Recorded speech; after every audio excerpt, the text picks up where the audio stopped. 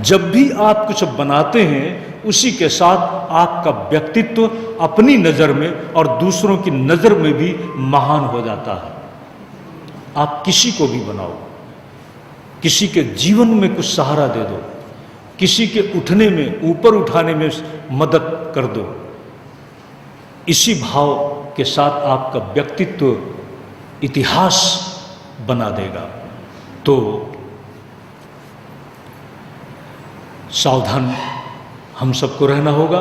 निद्रा भी हम नहीं बना सके, रात भी हम नहीं बना सके, लेकिन ध्यान दो, जब आप सुबह उठते हैं तो उठने के साथ आपकी प्रवृत्तियां शुरू होती हैं ना। कैसे? आप ये सोचते हैं कि कल मैंने क्या किया था, कल क्या किया था, ये सोचते हैं ना। और अगर आप कल के किए हुए किसी भी काम को भूल जाएं तो आज का काम शुरू होगा? काम नहीं शुरू होगा। कल को अगर आप अपनी स्मृति शक्ति लुप्त हो जाए, भूल जाए, तो आज का प्रारंभ ही नहीं होगा। तो आज की शुरुआत किससे होती है? स्मृति से, याद से, याद से। और याद के बाद क्या है? वृत्ति। और वृत्ति के बाद क्या है? प्रवृत्ति। और प्रवृत्ति के साथ क्या है? लक्ष्मी। ध्यान देना, इसीलिए या देवी सर्वभूतेषु स्मृति रूपेण संस्थिता, या देवी सर्वभूतेषु वृत्ति रूपेण संस्थिता, या देवी सर्वभूतेषु लक्ष्मी रूपेण संस्थिता, ये सब आपके हम सब की जीवंतता का प्रतीक है। तो इस जीवंतता के प्रतीक में भी कौन कारण है? वो महाशक्ति। और वही महाशक्ति हम सब के जीवन का नियामक भी है, जन्म देने के संदर्भ में भी और चलाने के भी संबंध में भी। इसलिए वह कौन है? महाशक्ति देवी। ध्यान दें, जब उसकी हम आराधना करेंगे तो निश्चित ही हम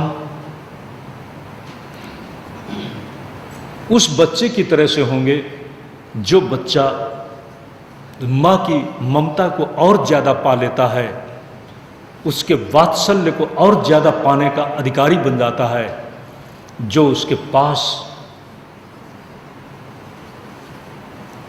उदाहरण दिया था, उदाहरण था कि बच्चे सभी हैं, लेकिन एक बच्चा विशेष स्नेह पात्र बन जाता है अपने विशेष व्यवहार के कारण। दी हुई टॉफी माँ को कहता, तू माँ बा तमे पर खाओ। ऐसा बच्चा मैंने देखा है। हम उसको दे रहे हैं, वो कहता पहले आप लो। मैं कहा ये तो बड़ा अद्भुत अनूठा बच्चा है। ऐसे भी बच्चे होते हैं। उस बच्चे को आज भी मैं याद करता हूँ, उन बच्चों को आज भी मैं भूल नहीं सका।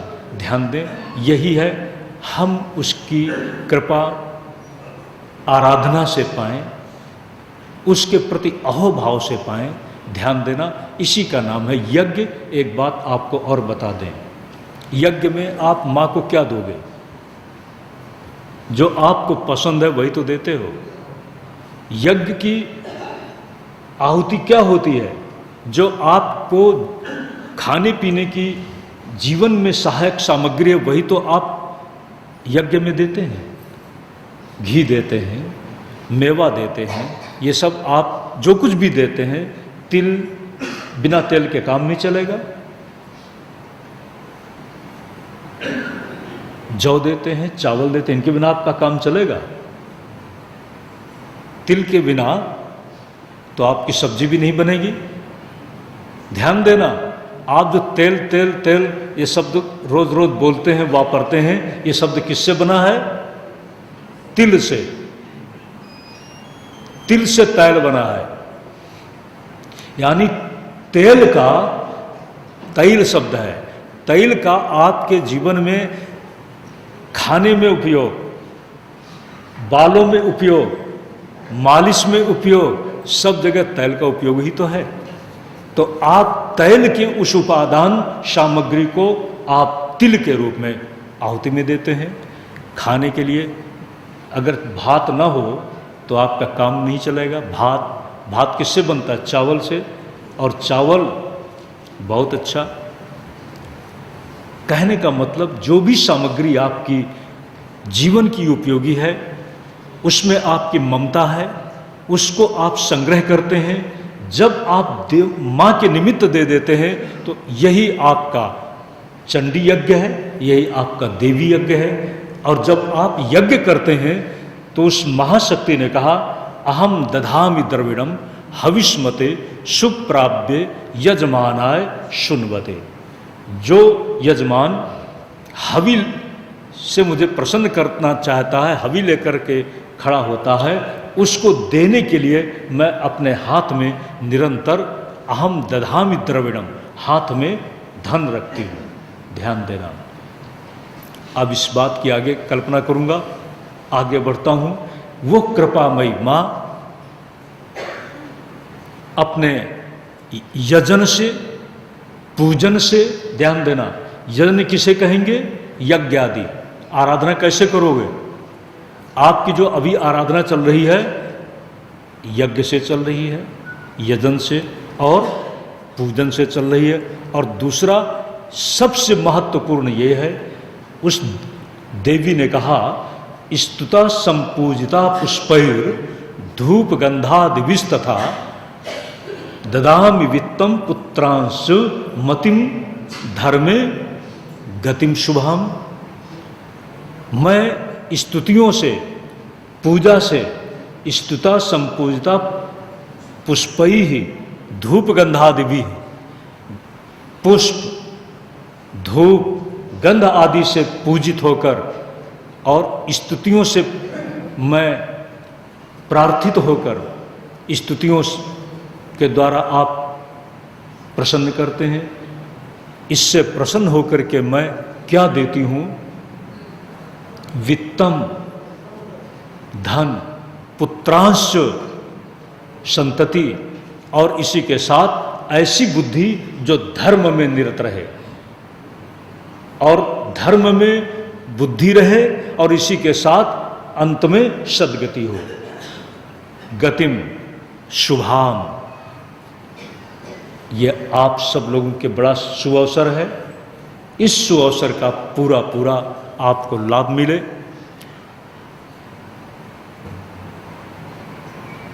देवी भागवत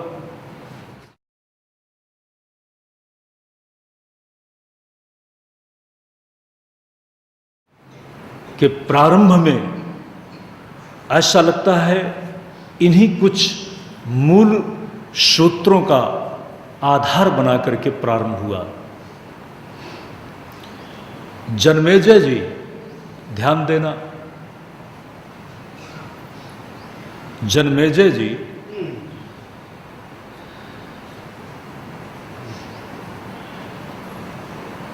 आप हम सब थोड़ी देर के लिए कल्पना करिए, आपने भोजन कर लिया है, हमें पता है, हमें पता है, घंटी बज चुकी है, भोजन आपने कर लिया है। फिर भी मैं आपसे पूछता हूं भोजन किया तो आपको कैसा लगता है? आपको जब मैं पूछता हूं भोजन कर लिया सब, तो आपको अच्छा लगता है कि बुरा लगता है? मैं जानता हूं कि मैं ना पूछूं तो भी आप भोजन तो कर ही लेंगे। ऐसा नहीं है कि आप मेरे कहने का इंतजार करेंगे। फिर भी मैं कहता हूं ना किया हो तो कर लेना, तो आपको लगता है कि कम से कम मेरे प्रति सद्भाव है, ध्यान है। ठीक यही बात यहां है। जन्मेजय जी, महाराजा जन्मेजय के पिता हैं परीक्षित, भले ही उनका उद्धार हो गया है, लेकिन फिर भी उनके उद्धार के लिए ये देवी भागवत की कथा सुनते हैं। इस देवी भागवत की कथा को, कथा के महात्म्य में आया है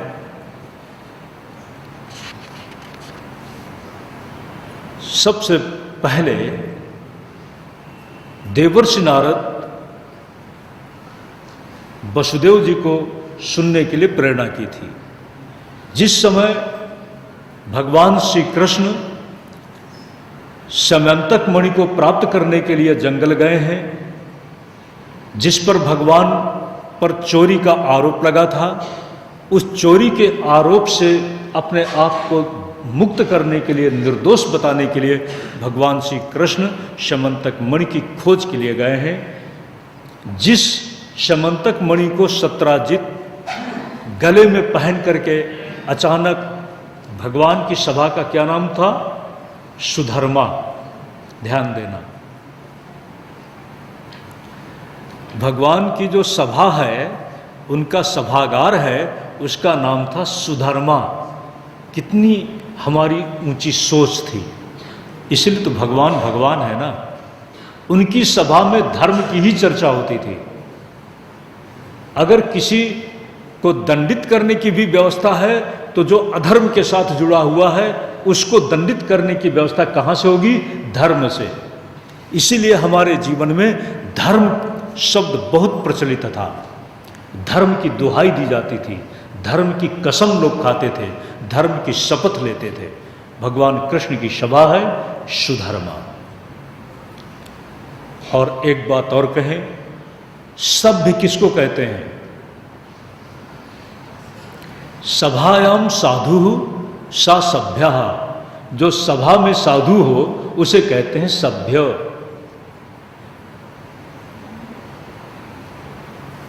महाभारत की बहुत सी कथाओं में बार बार आता है, लगता है कि आपने वृद्धों की सभा नहीं अपनाई, सत्संग नहीं किया। जब सभा चल रही होती है तो सत्सभा हो। भगवान कृष्ण की जो सभा थी सुधर्मा, उस सभागार में सत्राजित एक दिन भगवान सूर्य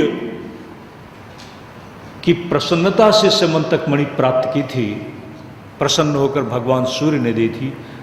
आपको पता है, द्रौपदी के पास जो अक्षय पात्र था, उस अक्षय पात्र को भी धौम्य ऋषि ने युधिष्ठिर जी को एक मंत्र बताया था और उस मंत्र के अनुष्ठान से प्रसन्न हुए भगवान सूर्य देव ने युधिष्ठिर को पात्र दिया था। और उस पात्र की विशेषता थी, जब तक द्रौपदी भोजन नहीं कर लेगी तब तक वो उस पात्र से असंख्य लोग भोजन कर लें, उसमें कमी आने वाली नहीं थी। ये भगवान सूर्य की इसीलिए हम सब उपासना करते हैं। तेजोसि तेजोमय देहि, ओजोसि ओजोमय देहि, बलमसि बलम में देहि। ये भगवान सूर्य के लिए प्रार्थना की जाती है। इसीलिए पंचदेव की उपासना सनातन धर्म में प्रचलित है। पंचदेव तो सूर्यदेव का ही यह मंत्र है। गायत्री मंत्र सच तो यह है, इस पर व्याख्यान आगे आएगा, अभी केवल हिंट्स दे रहे हैं। गायत्री मंत्र मूलतः ब्रह्म गायत्री के रूप में भी जाना जाता है। इसके बहुत बड़े बड़े प्रयोग हैं और यह भगवान सूर्य से संबंधित है। तत्सवितुर्वरेण्यम, जो सवितु कहते हैं सविता, सविता शब्द है सवित्री। भगवान सूर्य का नाम है सविता। उस सविता देव के वर्ण करने योग्य तेज को, भर्ग मतलब तेज, उसको हम धारण करते हैं। धियो योनः प्रचोदयात्। ध्यान देना, हमारी बुद्ध वृत्तियों को जो सन्मार्ग की तरफ सत से प्रेरित करके चलाए, ये मंत्र का परम अर्थ है। लेकिन इस मंत्र की साधना, एक बात और भी कहें, यह मंत्र वैदिक मंत्र है और इस वैदिक मंत्र, हर वैदिक मंत्र को किसी न किसी छंद के साथ बांध करके देखा जाता है। इस मंत्र में 24 अक्षर हैं और 24 छंद भी हैं, और विशेष करके गायत्री छंद में यह है, इसलिए इसका नाम पड़ गया गायत्री। और आराधना और उपासना के प्रसंग में गायत्री अपने आप में उपास्य देवी के रूप में 3 संध्याओं में अलग अलग रूपों से उपासना की अधिष्ठात्री बन गई। तो सूर्यदेव सत्राजित पर प्रसन्न होकर, इसलिए इतना मैंने बोला कि सूर्यदेव को पहले हम सब अर्घ्य देते थे, आज वो छूट रहा है, लेकिन अभी भी कुछ हमारे विज्ञजनों में भगवान सूर्य को जल दिया जाता है। तो भगवान सूर्यदेव ने प्रसन्न होकर सत्राजित को वो मणि दी थी, लेकिन जब वो सभा में आ रहे थे तो लोगों में चर्चा हो गई कि कहाँ से ये सूर्यदेव मानो प्रकट हो गए। भगवान कृष्ण ने बताया है कि सत्राजित हैं, और सत्राजित सभा में जब आते हैं तो मणि पर जब चर्चा हुई है, उस मणि की महिमा इतनी थी कि जहां पर भी वो मणि रहेगी वहां पर अकाल नहीं होगा, दुर्भिक्ष नहीं पड़ेगा, धन धान्य की कमी नहीं होगी। भगवान श्री कृष्ण ने सत्राजित को कहा था कि ये मणि मुझे आप इस राज्य को राज्याधिकार में दे दें, लेकिन सत्राजित नहीं देता। सत्राजित का एक भाई है प्रसेनजित, और वह प्रसेनजित एक दिन, देखो बहुत कीमती चीज को बहुत प्रदर्शित नहीं करना चाहिए, उस मणि को गले में पहन करके जंगल गया है, और जंगल में जाने पर एक सिंह ने उसको मार दिया। सिंह और भालू की आपस में दुश्मनी, भालू के रूप में और कोई नहीं जामवान थे। जामवान ने कभी कभी आपस में लड़ाई पशुओं में भी हो जाती है, आपने शायद देखा हो, आपस में भी लड़ाई हो जाती है, पक्षियों में भी लड़ाई हो जाती है। अगर ख्याल करें, आदमियों में ही लड़ाई होती है ऐसी बात नहीं है, लेकिन दोनों की लड़ाई में फर्क है। पशुओं की लड़ाई में पशु लड़ करके भूल जाते हैं, और आदमी की लड़ाई में आदमी लड़ करके याद रखते हैं, बैर वृत्ति चलती है। तो जामवान ने सिंह को मारा और एक गुफा में प्रवेश कर गए। भगवान अपने ऊपर लगाए गए चोरी का आरोप दूर करने के लिए जंगल गए हैं, और जंगल में एक सूत्र के